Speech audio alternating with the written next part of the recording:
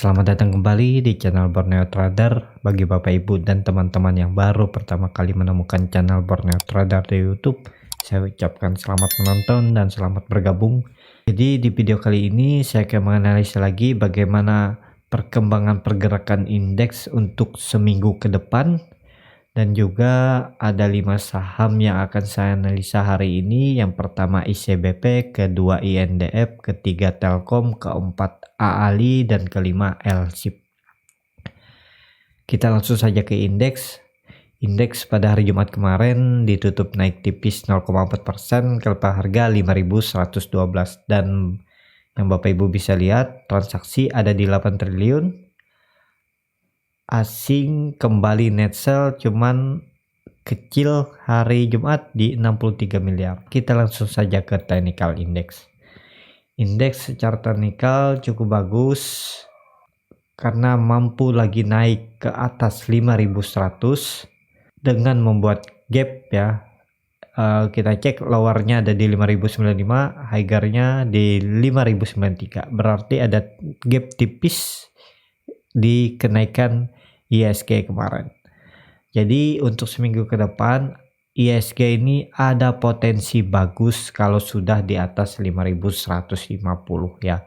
Dia harus naik dulu ke 5150 baru ada potensi bagus mengarah ke 5230. Di situ ada gap dan arah selanjutnya ke 5400. Terlihat indikator MACD masih melandai dan sepertinya akan bergerak ke atas kalau indeks minggu depan melanjutkan kenaikan ya.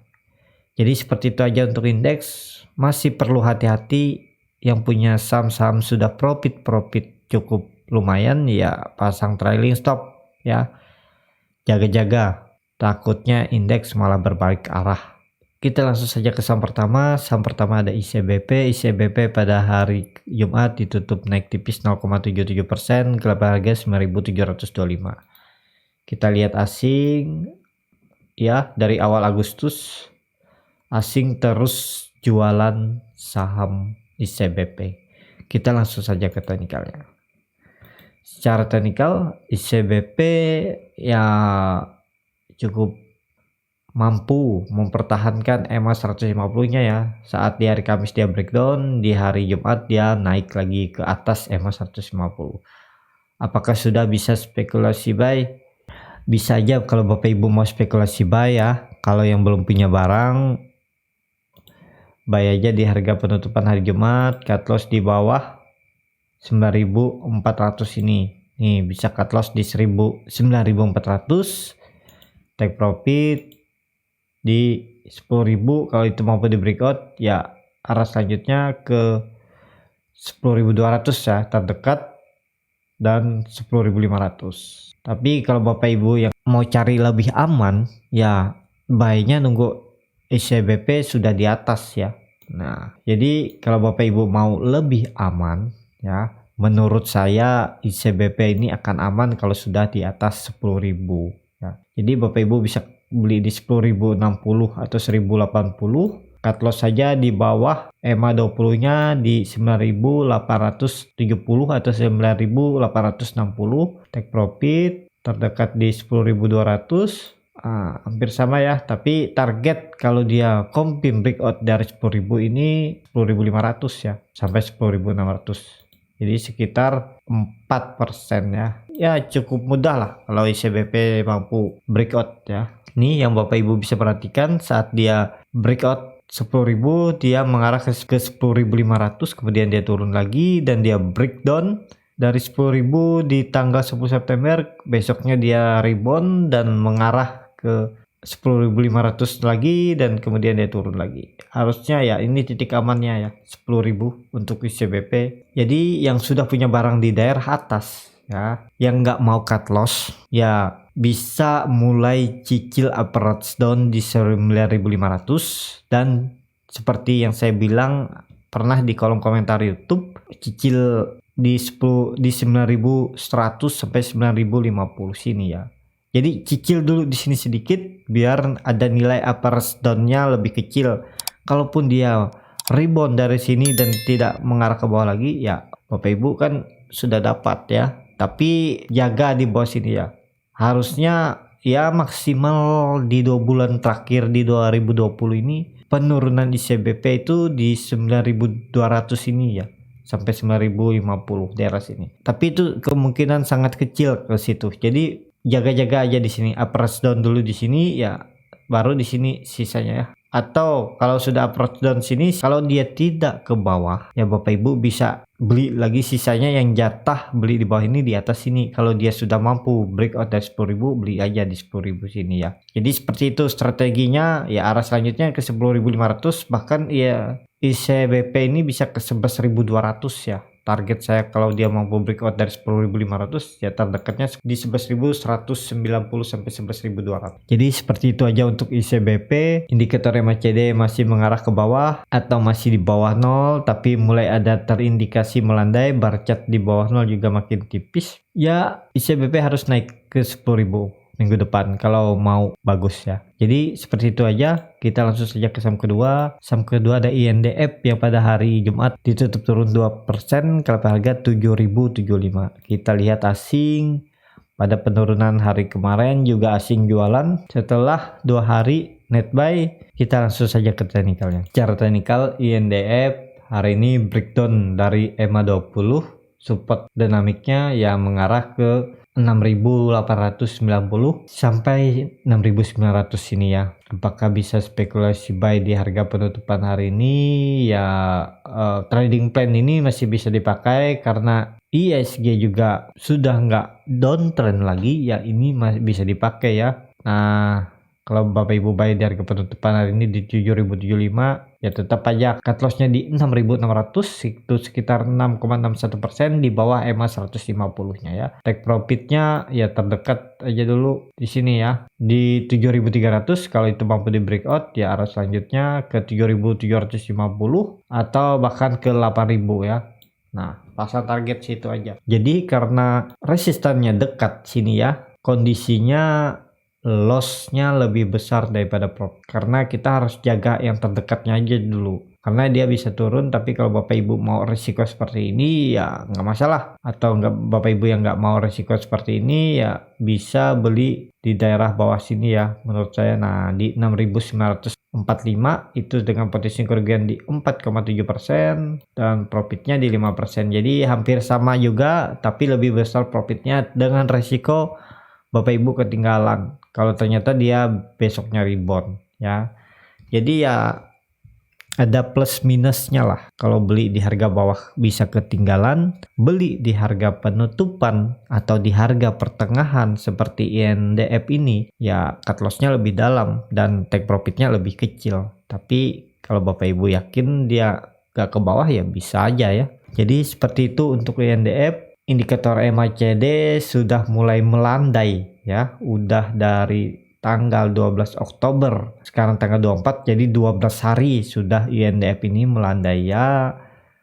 Ada potensi ke atas lah, tapi harus tutup dulu di 7.300 ya, harus tutup dulu di 7.300. Kalau Kompim tutup di 7.300, arahnya ke 8.000, bahkan bisa ke, kita lihat ya akan kencang lah kalau dia mampu breakout dari 8.000, terdekat di 8.500 bahkan ke 9.500. Jadi seperti itu aja untuk INDF. Kita langsung saja ke saham ketiga. Saham ketiga ada Telkom. Telkom pada hari Jumat kembali turun cukup dalam 2,59% ke harga 2.630. Kita lihat asing sangat berdampak ya ke Telkom, saat asing jualan sangat besar ya. Kita langsung saja ke teknikalnya. Secara teknikal, aset Telkom masih seperti yang analisa saya sebelumnya. Saat itu beli di 2.720 atau 2.710 ya, tetap sama. Cut lossnya di bawah di 2.550 sampai 2.540.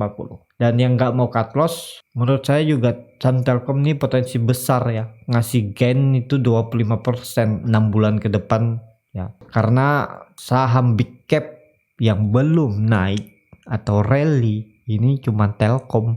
Dia sempat rally sebentar ke 3.400 tapi kemudian dibawa turun.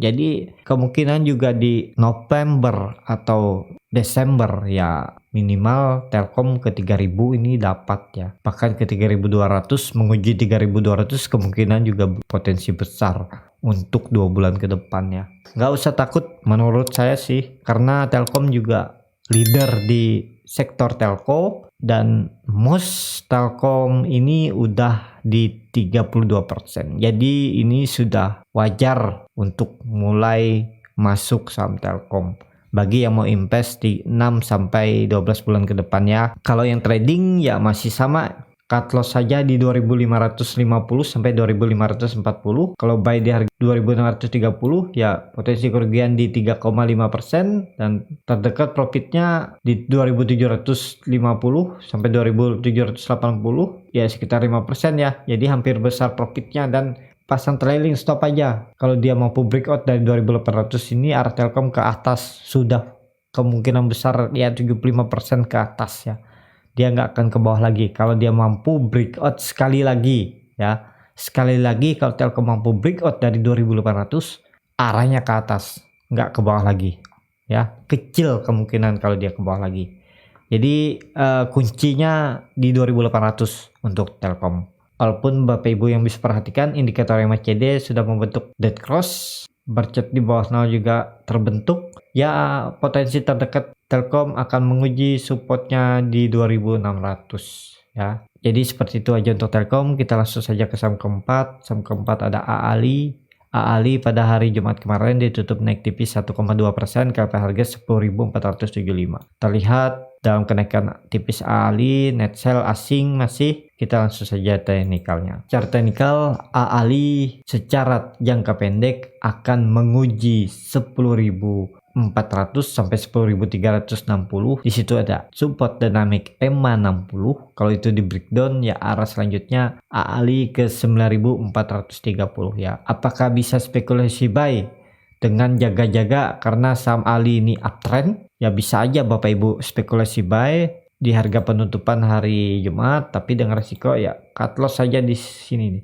Nah, cut loss di 9.830 sampai 9.840 dan take profitnya yang dekat nih sudah di 11.000 itu sekitar 5%, tapi kalau dia mampu breakout di arah selanjutnya ke 12.500 nih ya. Nah, sini di sekitar 17%, tapi ya terdekatnya dulu aja di 10.000 atau di 11.000 sini ya. Jadi seperti ini harusnya AALI nggak breakdown ya dari EMA 60 nya ini, karena AALI ini sahamnya uptrend dan strong uptrend, tapi minor trendnya itu sideways lagi ya. Nah seperti yang analisa saya sebelumnya, AALI ini sering hit ya. Nih waktu beli dekat support, sekarang hit sudah. Dulu beli di dekat-dekat support, sekarang juga hit, tapi kemudian dia bawa turun lagi ya, seperti itu ya arahnya. Tapi indikator MACD Bapak Ibu bisa perhatikan sudah terbentuk dead cross,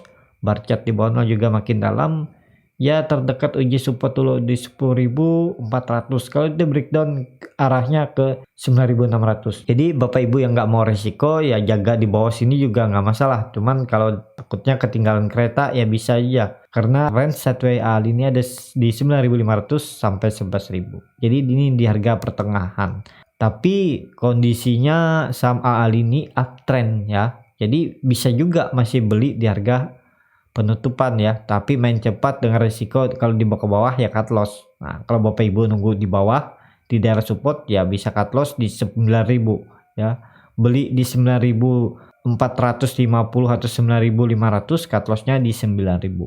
Jadi seperti itu aja untuk AALI, terdekat masih menguji support. Kita langsung saja ke saham terakhir. Saham terakhir ada LSIP. LSIP pada hari Jumat kemarin ditutup naik tipis 1,63% ke harga 935. Kita lihat asing setelah jualan besar di hari Kamis, kemudian dia net buy-nya jauh ya, sangat tipis. Kita langsung saja ke teknikalnya. Secara teknikal LSIP setelah hari Kamis kemarin LSIP breakdown dari dynamic support EMA 200 dan EMA 20.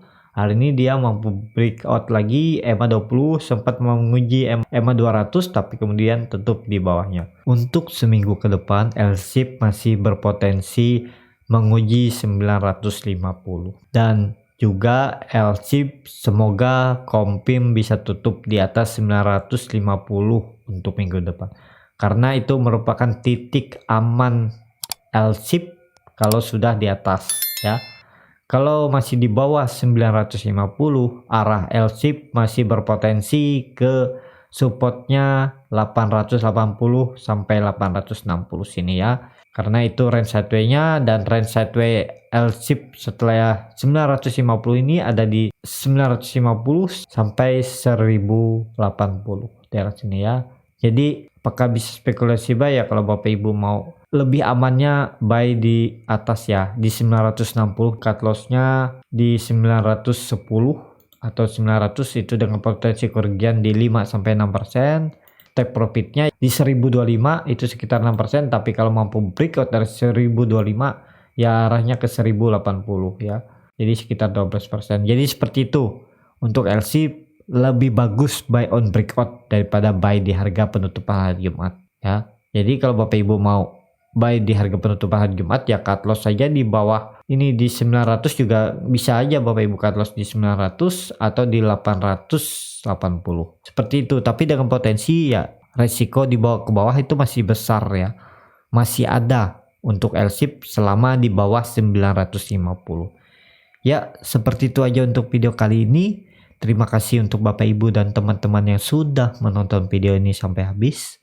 Apabila channel Borneo Trader ini bermanfaat dan bisa menjadi bahan pertimbangan Bapak Ibu dalam membeli, menyimpan, dan menjual sahamnya, bisa klik tombol berlangganan dan nyalakan lonceng notifikasi.